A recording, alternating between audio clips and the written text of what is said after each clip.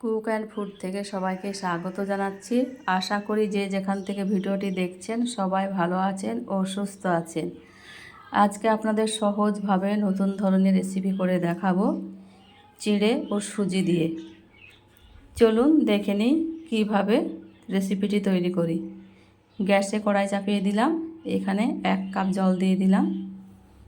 সব কিছু কাপের মাপে নেব। স্বাদ মতো লবণ দিয়ে দিলাম, লঙ্কার গুঁড়ো, হলুদ গুঁড়ো, 1 চামচ চিনি দিয়ে দিলাম।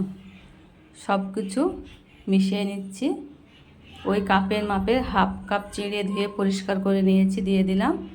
হাফ কাপ সুজি দিয়ে ভালোভাবে রান্না করে একটা শক্ত ডো তৈরি করে নেব।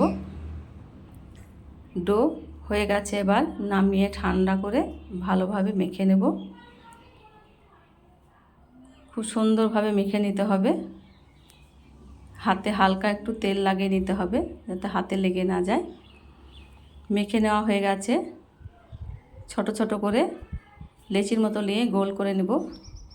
আঙুলের সাহায্যে মধ্যেটা এইভাবে ফাঁক করে দেব।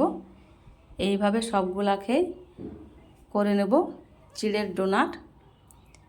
গ্যাসে তেল গরম হয়ে গেছে, ডোনাটগুলা দিয়ে ভেজে নেব মিডিয়াম আঁচে।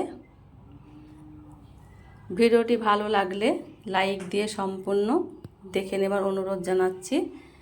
একদিক হয়ে গেছে, উল্টিয়ে নিচ্ছি। সবগুলা আমার হয়ে গেছে। আমি একটু বেশি কালার করে ভেজে নিয়েছি। এইভাবে ভেজে নিলে কৌটোয় ভরে 15 দিন রেখে খাওয়া যায়। সবগুলা হয়ে গেছে। দেখুন খেতে তো দারুণ হয়েছে।